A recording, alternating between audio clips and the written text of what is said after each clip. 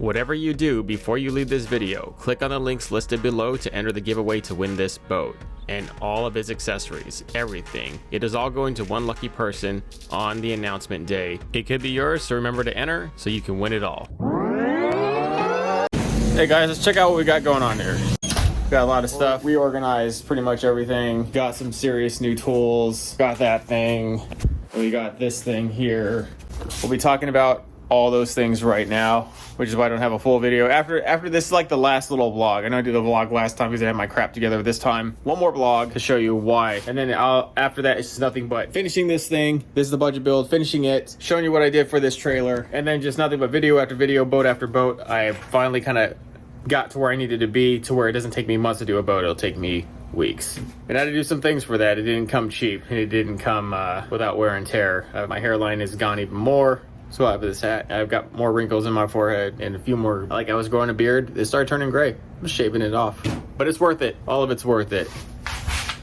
It's so worth it.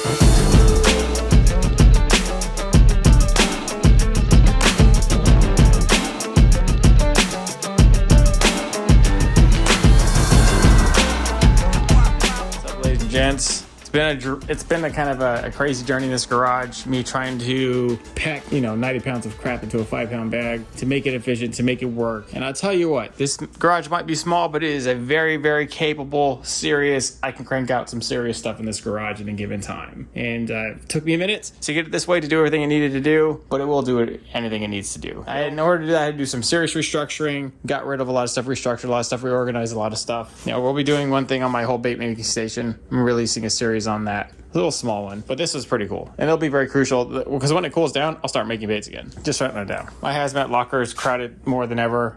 That's one thing I got to audit, but when I audit the locker, I always end up keeping it all. Like very few things I ever get rid of because I end up using them. This locker was a pretty cool thing. It does store all the really big, bulky, and awkward tools, and then obviously the battery. I got that thing off Facebook. That was pretty dope. Stores all the batteries, the M12, M18. Made a few random other accessory holders for bit boxes and other awkward tools, but the majority of my tools hang up on these racks. I had the major rack over here because I had that built around because that's where I'm, building a boat mostly, and I could just get out of the boat, reach and grab one, move it, put it away. If there are too many tools, I just stack them on the rack because I had like 5 or 6 things just in the boat. And then you lose them, and especially when you start building your compartments and then you shut a compartment and then you lose a tool and you wonder where it went. You look for it for like a long time. I was over it, so up here it goes. And then over here, I use this one a lot more, and this is just a straight wood one. The other one I did all of aluminum. I was all proud of it. Nobody cared, so I just made this one out of wood, and this one just works just as well as that one for 1/10 of the price. I really like these things, but they were awkward. I mean, they interlock, but then that also makes it a pain to use. But they do store things fantastic, so just like a bunch of little tackle boxes, but for tools.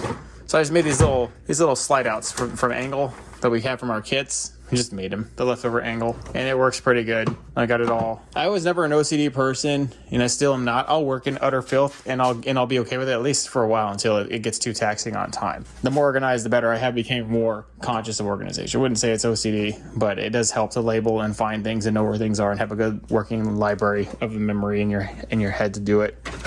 Only a few things out of whack, like I don't know why I have goggles in here. It's not.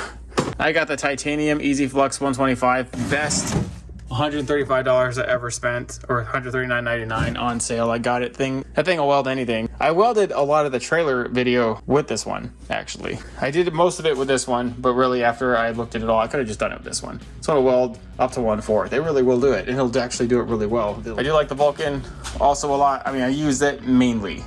So the Omni Pro 220 will do pretty much any process. I got a spool gun down there. It's a DC welder, but the Hobart Handler 190 is also a DC welder with a spool gun. So you can run DC on the spool gun. That's really the only way you can actually weld aluminum with DC welder is with a spool gun. And you gotta be really careful how you do it. Got to be pretty cautious. And so we got some pretty good projects done with this. I mean, thanks to John from JDS Outdoors, who gave us this welder, which spurred a lot of other things. Actually going to be giving this thing away to a buddy of mine, and then a few other things that I outlifted, because I had some toolboxes here. If you remember, this shelf was just like toolboxes on the bottom and then a big shelf that just held stuff. It's kind of a waste of space, not very functional. But to turn this into a really functional like workspace, I had to get a better toolbox. So I went and bought this one. Now, truth be told, I spent too much money on this one. I could have got a Husky, 3 or 4 less compartments, and it would have been half the price. Would have got mostly the same job done, but I sprung for this one because I had the most compartments.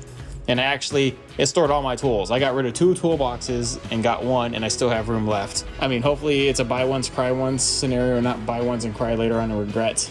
But right now I'm liking it a lot.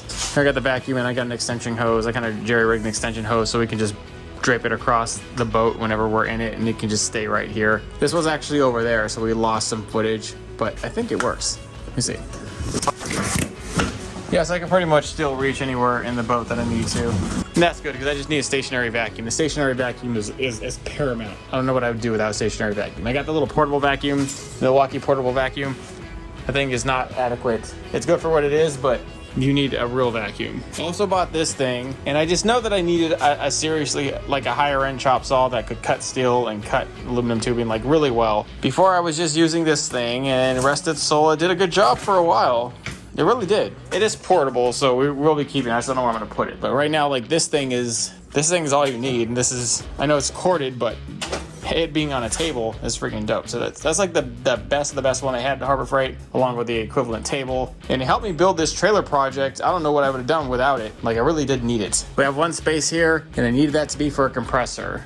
We needed a compressor because we got a plasma cutter. This is overkill. I don't need the 65. I should have got the 45. They didn't have it. Like, these are constantly sold out. So when I saw one on the table, I've been looking for one for a while. I just grabbed it.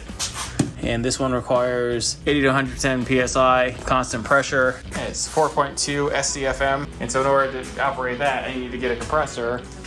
So this rigid compressor, it's 5.1 CFM at 90 PSI. So even though this one is smaller and you don't have a whole lot of like storage in the tank, it's constantly running will keep up with that plasma cutter just fine. And it's a quiet compressor. And that one will fit right up in there. And then we got the hose reel. So we were running a hose without a hose reel. Worst mistake I ever made. So we'll be doing some things, but like some major tools in here so we can do some real work fast, quick, in a hurry, where the only thing keeping me back is me, not the fact that I don't have tools that can help me work faster. Like, really no excuses after all this. After this tool haul, there's no excuses. We also got a new fridge, which allowed me to upgrade the fridge, which helps out on the morale a lot. I mean, I know there's not a lot in here, but what is in here is very important to me. No, this is not alcohol, it's mineral water.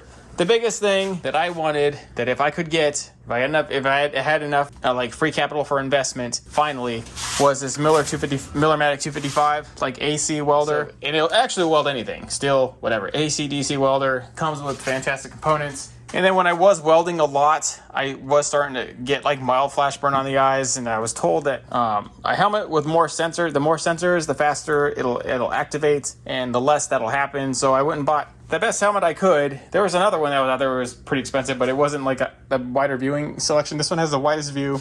I just started on this one. This one works pretty good. The little Harbor Freight Special and the Harbor Freight Special welders, titanium welders, the Vulcan welders. All that'll actually take you pretty far for like a DIY person, or even, I don't know, somebody's welding a lot. I don't know. I weld a lot on that thing. I put in time on that welder. All the welders have a lot of timing on them. The bigger thing though is that at our shop in Illinois, they're always using this Pro gun, this push-pull MIG. And I know you can't see it, but it's so that's like super happy. This is what they're just destroying stuff down there. Constantly welding, precise welds, perfect welds. Like it just does so much better than a DC spool gun. Or even if I'd have just got the Pro spool gun, which would have been less than this, but just not as like, you can't get in tighter spots. You can get in tighter spots with this because you don't have that bulky spool at the end. But they'll do the same thing. This just pushes the soft aluminum wire through and pulls it at the same time, and the spool gun is just right there to push it through. So I could have done both, but I chose to get the MIG, and it's got its own standard MIG gun anyways. that's still pretty freaking nice. And just use that for regular steel. Dude, I haven't messed with this well yet. I haven't even started it yet. I've had boxes stored for so long, I forget what's in them. I have to do this massive unboxing thing. We're gonna do that together and figure out what all that's in here. We'll be doing that next. Remember, all we had was a grinder and a rivet gun and a drill. And now we still in that grind, boys, but in a different way now.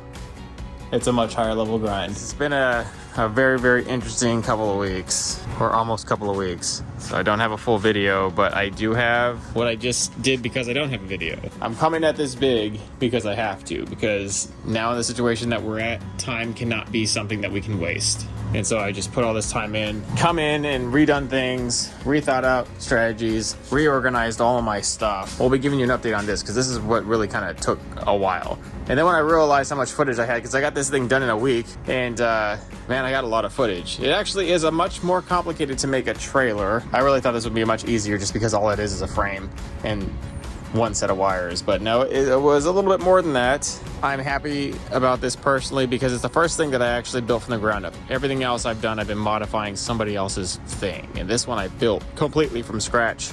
The first thing ever. I like to build a few boat hulls. With some of the new tools I have, I'll be able to do that. I'll have the aluminum welding capability to stitch an entire boat hull together, and it worked. But this thing worked really well. The Strapino straps, they were like a big saving grace, not only for the boat here, but for strapping them around right here. I almost offset the axle too far forward because you can see it's right there on the cusp of clasping, and I had anticipated how high can I incline this so it'll go up the ramp but still scoot up as far as I can so I can have a lot of leverage, because the farther back the wheel is, the harder it is to lift the tongue.